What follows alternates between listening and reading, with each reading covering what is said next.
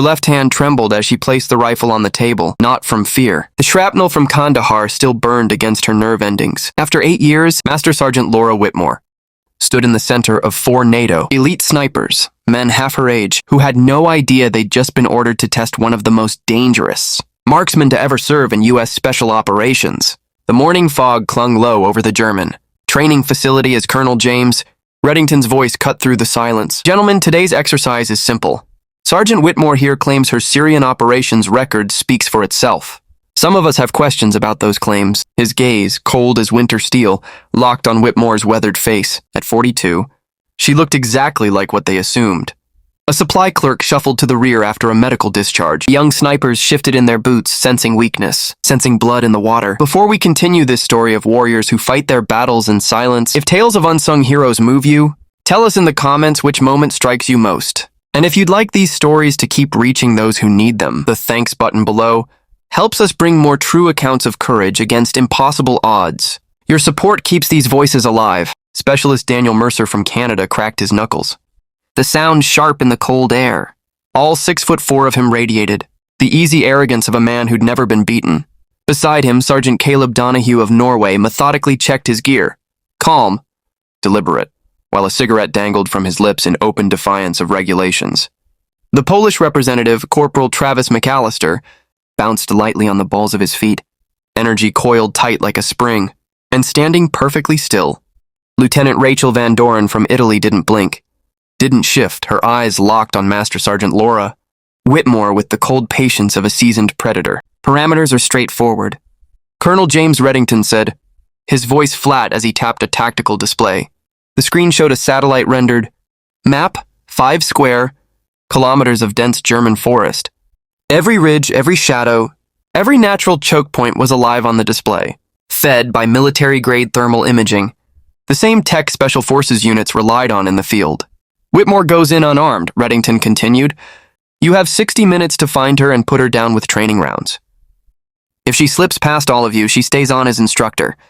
If not, he let the unfinished sentence hang, heavy in the air. Her left hand twitched, brushing against the metal of her medical alert bracelet, a silent brand marking her as combat ineffective after nerve damage. 8 years ago in Kandahar, she'd drawn fire from 3 Taliban positions to save her team. The medal they gave her afterward couldn't fix the 60% nerve function she'd lost in that hand. Couldn't erase the moment Corporal Owen Gallagher bled out in her arms while she tried to hold a wound, closed with fingers that wouldn't stop shaking. Mercer's lips curved into a half smile. Maybe we should give the old woman a head start, he said, his tone dripping with the casual cruelty of youth that mistakes scars for weakness. A couple of the others chuckled. Van Doren didn't. Her gaze stayed locked, measuring Whitmore's stance, the subtle shifts in weight, the unconscious micro-adjustments only years of battlefield survival could teach. Whitmore picked up a worn field notebook from the table. She used it for routine equipment logs, but her fingertips tapped along its cover. Not random, not idle. Morse code.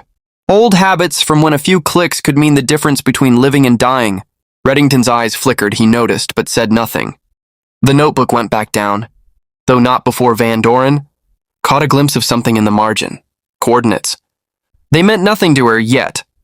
Beyond the compound fence, the forest loomed, towering pines, thick undergrowth, the kind of ground that made even seasoned hunters sweat.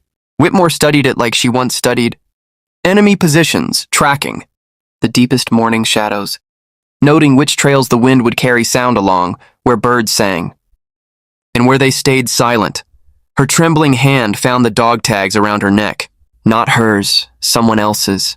Someone who'd believed in her when no one else would. Colonel James Reddington's voice cut through the chill. Morning air like the snap of a rifle bolt. You have 5 minutes to position yourselves, he told the assembled snipers. Master Sergeant Whitmore enters the forest at 6:30 hours. Elimination confirmed by 0730, or she walks away vindicated. Gentlemen, his eyes swept the group. Cold and measuring, I trust you understand what's at stake. We cannot have instructors whose abilities exist only on paper. The words landed heavy, an insult wrapped in military formality, and hung in the air like the sharp tang of cordite after a firefight. For 2 years since her medical discharge, Laura Whitmore had been shaping soldiers into fighters, watching them make the same mistakes. She'd seen cost lives in Grozny, Aleppo, Kandahar. She'd taught lessons carved from blood and loss. But paper meant nothing to these men. Records could be forged. Citations could be padded. They wanted proof they could touch. Proof written in humiliation, delivered by their rising stars against a woman they saw as a relic of wars they'd only read about in after-action reports. Specialist Daniel Mercer was already moving, a tall silhouette shifting with practiced precision, Canadian Armed Forces training in every step. He checked wind direction, already calculating firing lanes in his head. Beside him, Sergeant Caleb Donahue stubbed out his cigarette with visible reluctance, knowing the smoke would betray him, but unable to shake the habit that had followed him, from the rough streets of Oslo to NATO's elite. Corporal Travis McAllister's restless energy condensed into deliberate movement. Every adjustment of his rifle strap, every shift of weight was tuned for the hunt. And Lieutenant Rachel Van Doren, silent, still, watched Whitmore like a hawk marking a distant shadow. Something tugging at the back of her mind about the way the older woman had just mapped the forest with her eyes. Whitmore removed her medical alert bracelet and set it down beside her rifle. The metal caught a glint of morning light. The gesture was deliberate, almost theatrical. Let them think me weak. Let them think me damaged. Let them come in close. In Syria, she'd taught rebel fighters a truth. The young rarely grasped. The most dangerous predator is the one that appears wounded. The shrapnel in her arm was real. The nerve damage was real, but pain was an old companion. She'd learned to move with it, to hide inside it, in ways these soldiers, fresh-faced and eager, couldn't imagine. One more thing, Reddington added, and his tone carried a dark edge of satisfaction. Standard NATO training protocol applies. Any injury sustained during the exercise is considered acceptable within mission parameters. Do try not to hurt our instructor too badly. Gentlemen, medical discharge paperwork is tedious. The meaning was clear. This wasn't about embarrassment anymore. It was a sanctioned hunt. They could treat her as an enemy combatant. Training rounds could shatter ribs at close range, leave concussions, bruises that lingered for weeks. The line between a takedown and a serious injury would be thin and easily crossed. Whitmore's fingers brushed the faded eagle tattoo on her forearm, hidden under her sleeve. The insignia of the 45th Guard Spetsnaz Brigade, blurred by sun and time. Below it, the surgical scars, ugly, jagged, traced the pattern left by shaped charged shrapnel tearing through flesh. The young snipers saw only a middle-aged woman with a tremor. They didn't see the ghost who had stalked Chechen warlords through snow-choked passes. The sniper who had drilled rounds through enemy scopes at 600 meters in a blizzard. 625 hours. 5 minutes until humiliation. Or vindication. Mercer was already gone, melting into the tree line with the confidence of someone who had never lost a training exercise since basic. Caleb Donahue slipped into the tree line next, forcing himself not to light another cigarette. His hands twitched for it, but discipline kept them still. Every movement he made was clean, deliberate, yet there was a certain predictability in his rhythm, a habit that could be read by someone who knew what to look for. Travis McAllister followed at a brisk pace. That restless energy he'd shown earlier now, channeled into a kind of spring-loaded focus. Each stride was just a bit too eager. Each glance forward charged with the anticipation of a man convinced. This hunt was already won. Lieutenant Rachel Van Doren lingered. She didn't rush. Her gaze never left Master Sergeant Laura Whitmore.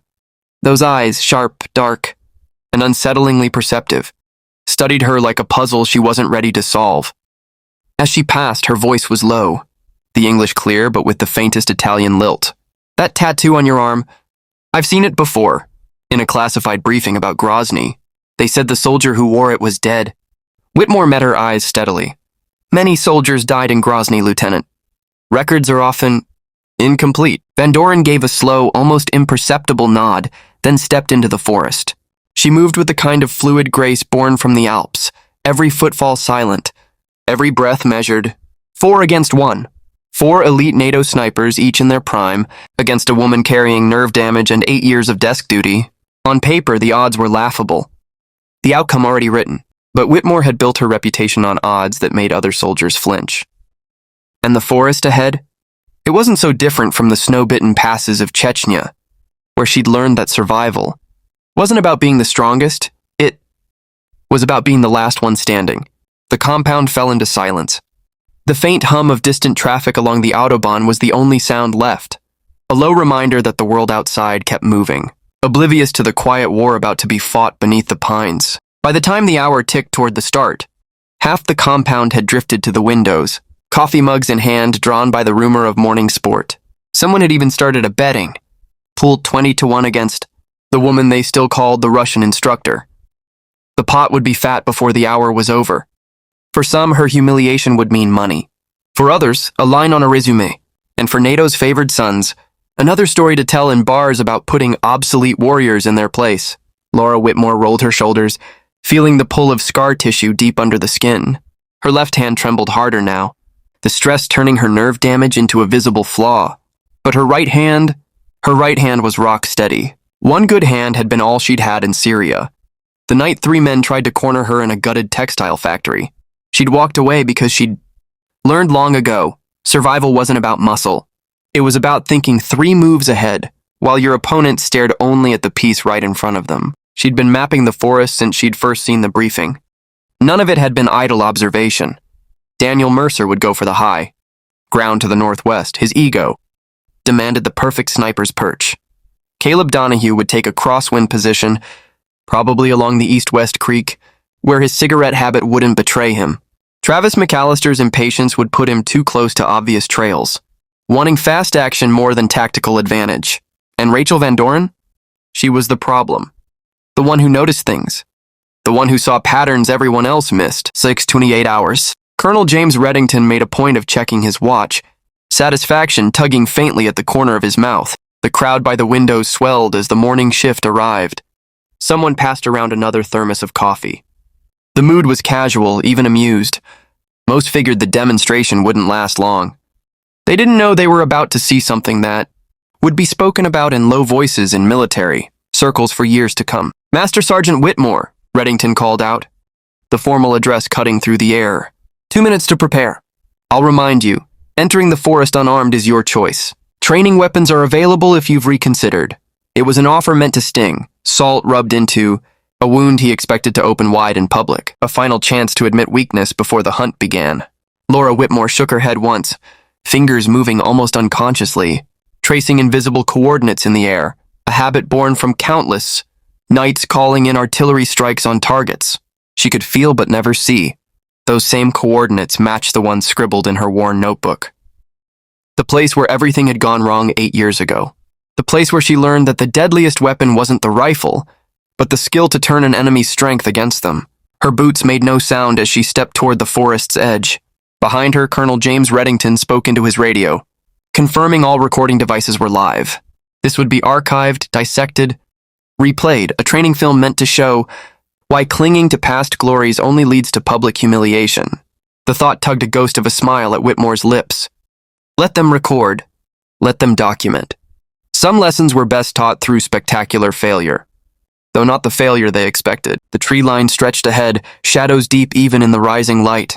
Somewhere inside, 4 snipers were settling into their positions, confident in their youth, strength and cutting-edge tech. They had every advantage. She had trembling hands, damaged nerves, and 30 years of hard-earned knowledge about how predators thought and moved and died. Whitmore paused at the edge, pulling a small metal bracelet from her pocket. Not the medical alert one left behind, but another.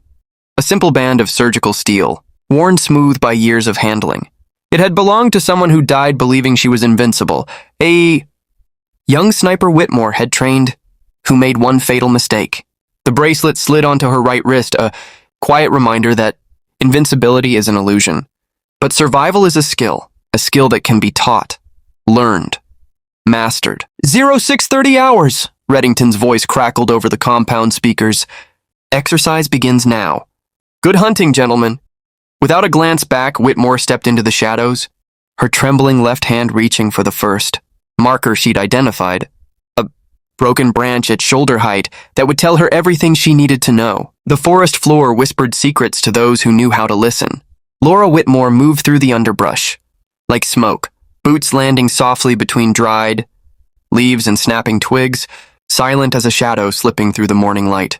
20 meters in, she found what she was looking for, disturbed moss clinging to a tree trunk where someone had brushed past.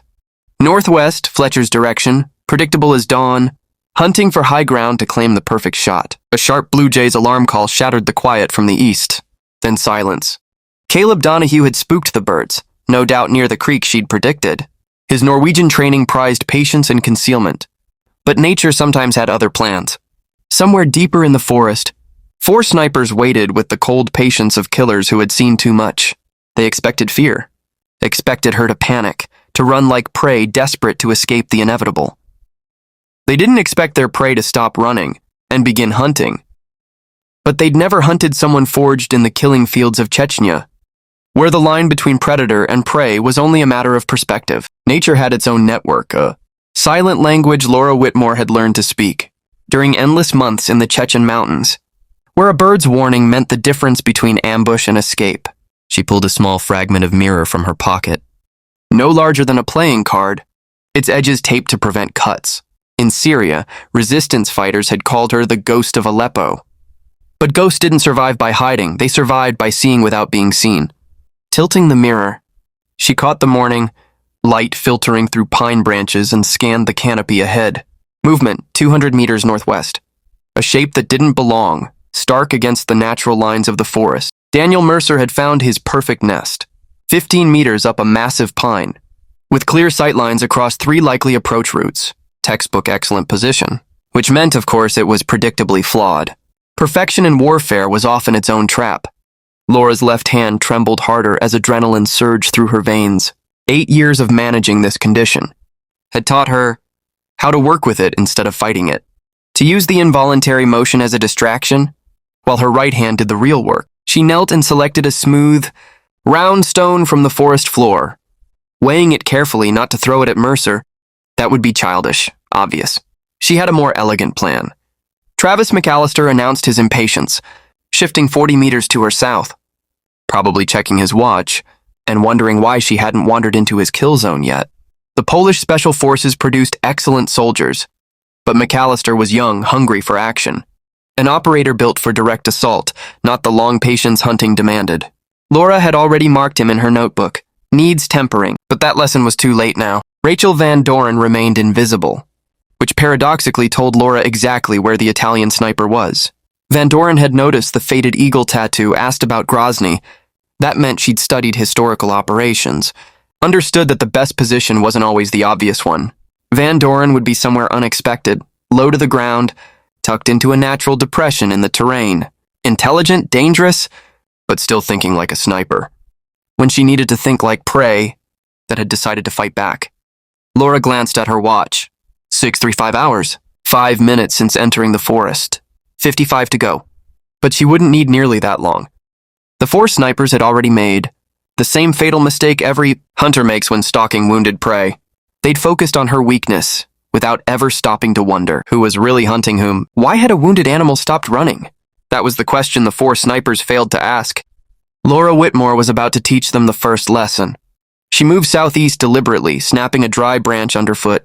The sharp crack echoed like a gunshot in the quiet morning air. Amateurish. The kind of mistake a panicked civilian might make. Mercer would hear it immediately, instinctively shifting to cover the sound's origin.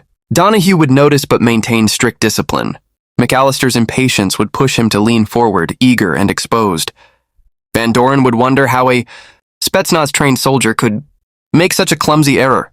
The stone in Whitmore's right hand found its purpose, not hurled at Mercer, but tossed against a tree trunk 30 meters from his position. The sharp crack rang from a completely different direction. She moved instantly, circling wide as Mercer's attention snapped to the false sound.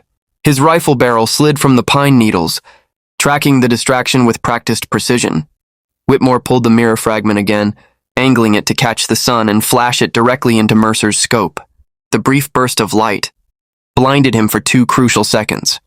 More than enough time. She had already been moving, positioning herself to exploit Mercer's instinctive reaction. Cursing, he pulled back from the scope, blinking rapidly. In that moment of vulnerability, his shoulder slipped from cover as he tried to reposition. Whitmore marked it mentally. In a real fight, that shoulder would already be pierced. 1 down, theoretical blood staining the forest floor.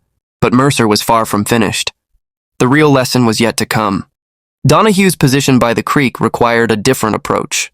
The Norwegian had chosen well, positioning himself behind a fallen log, where only his scope and a few inches of rifle barrel peeked out.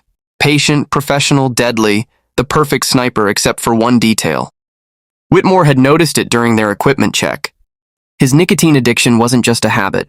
It was a compulsion that affected his breathing patterns. Using Mercer's distraction as cover, she worked her way east through dense undergrowth and impossible feat, silently without two steady hands. She compensated each movement deliberate, turning disability into calculated advantage. The nerve stimulator helped, but 3 decades of experience were her true weapon.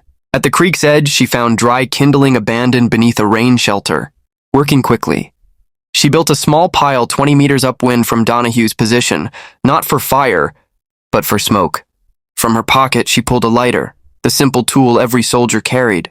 The dried moss caught flame, and smoke began to drift downstream with the morning breeze. Donahue held his position for 30 seconds, then 40. Whitmore could almost feel his struggle. The smoke carried the exact scent of his preferred cigarettes, the brand she'd noted during their brief interaction. His breathing grew irregular. The familiar smell triggered cravings he fought to suppress. At 50 seconds, he shifted slightly. At 60, his hand twitched toward his pocket. The movement was small, professional even in weakness, but it revealed his exact position. More importantly, it confirmed what Whitmore had suspected. Under stress, even elite soldiers reverted to their base programming. For Donahue, that meant succumbing to nicotine's grip, compromising his battlefield effectiveness.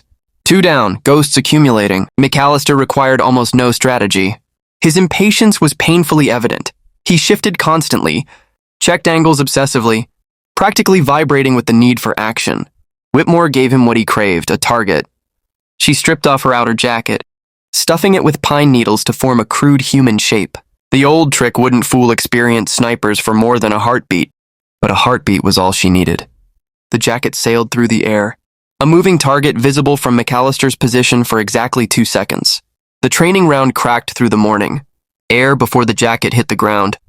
McAllister had taken the bait with enthusiasm, revealing not only his position, but also his poor trigger discipline. In combat, that shot would have exposed him to every enemy within a kilometer. The jacket collapsed, clearly not a body, and Whitmore could almost hear his frustrated curse. 3 theoretical kills, 1 sniper remaining. Van Doren, the one who noticed details, who asked questions, remained a mystery. McAllister required almost no strategy. His impatience was painfully evident. He shifted constantly, checked angles obsessively, practically vibrating with the need for action. Whitmore gave him what he craved, a target. She stripped off her outer jacket, stuffing it with pine needles to form a crude human shape. The old trick wouldn't fool experienced snipers for more than a heartbeat, but a heartbeat was all she needed. The jacket sailed through the air, a moving target visible from McAllister's position for exactly 2 seconds.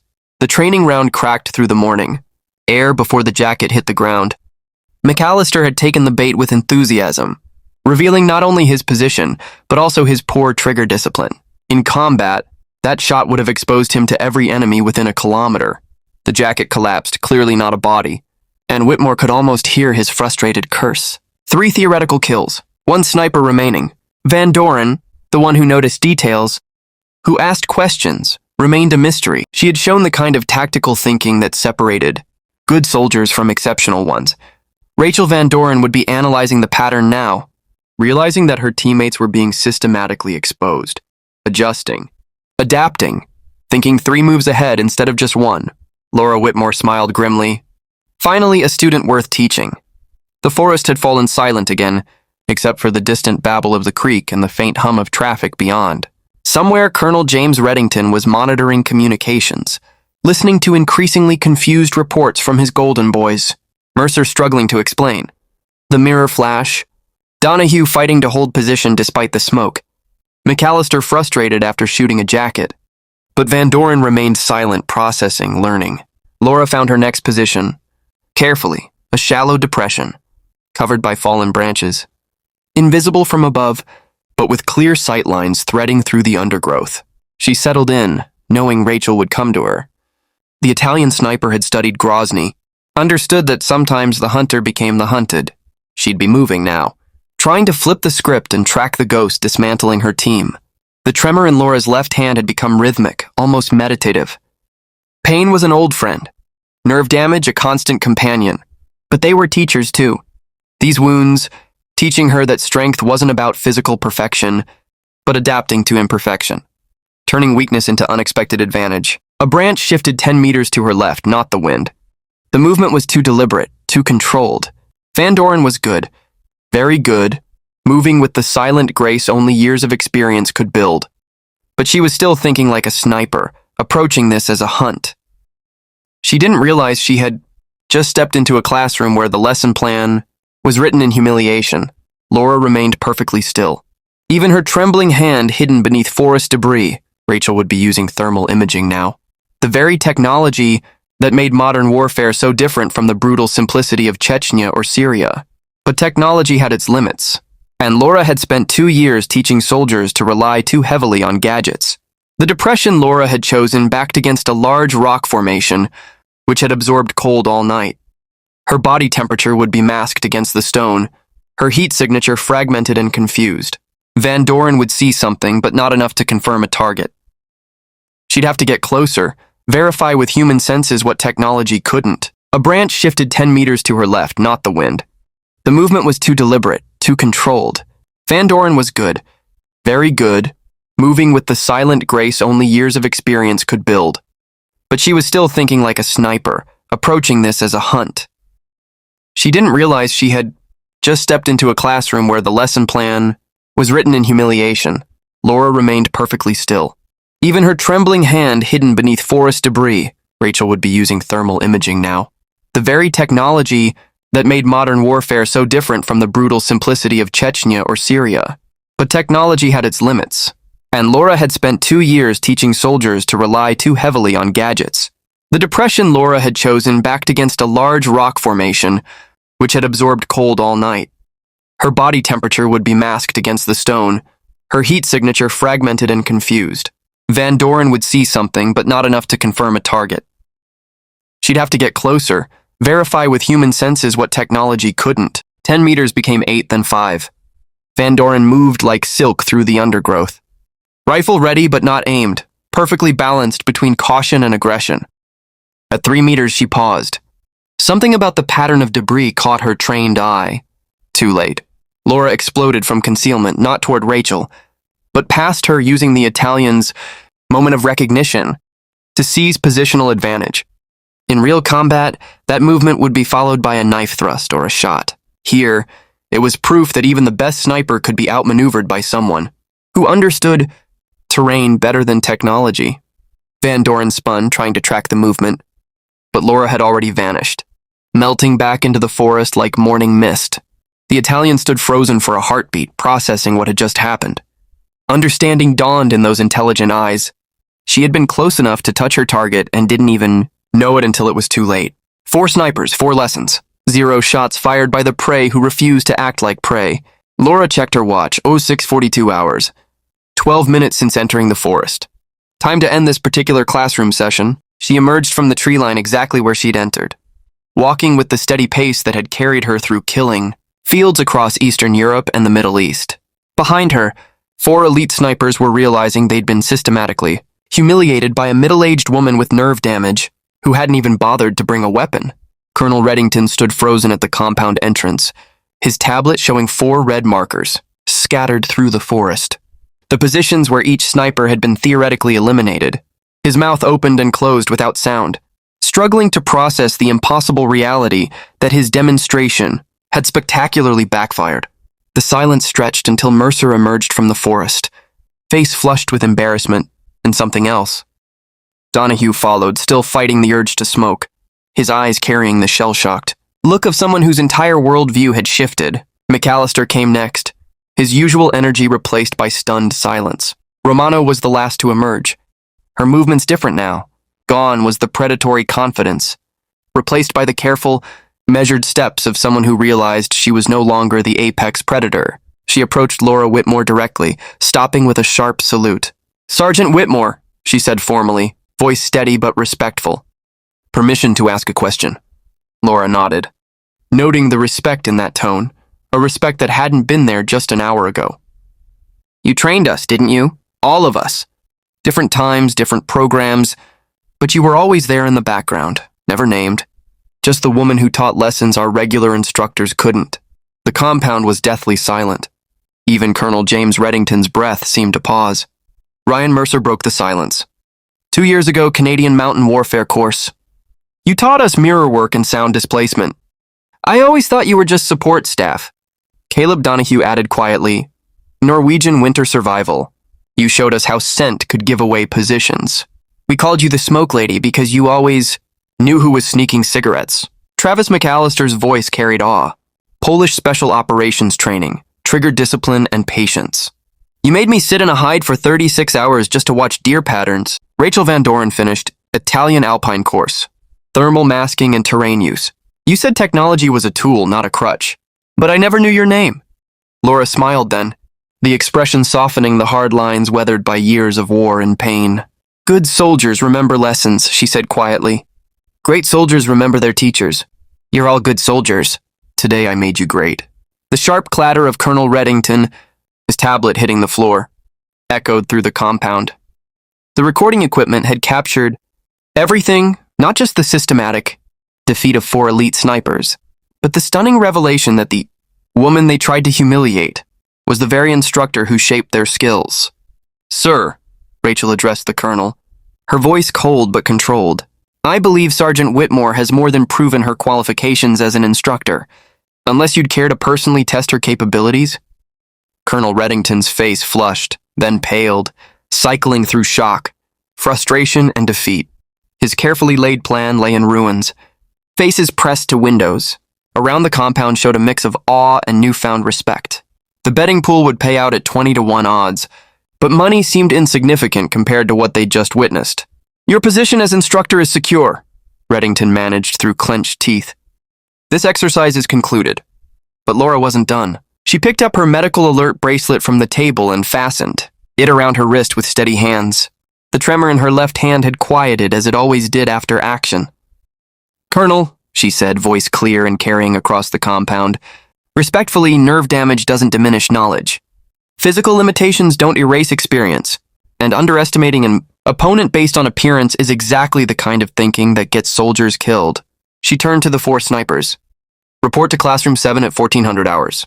We'll debrief this exercise and discuss how conventional thinking almost cost you your lives. Dismissed.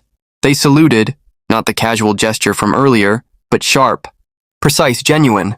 As they walked away, Rachel lingered. She picked up her medical alert bracelet from the table and fastened it around her wrist with steady hands. The tremor in her left hand had quieted as it always did after action. Colonel, she said, voice clear and carrying across the compound, respectfully, nerve damage doesn't diminish knowledge.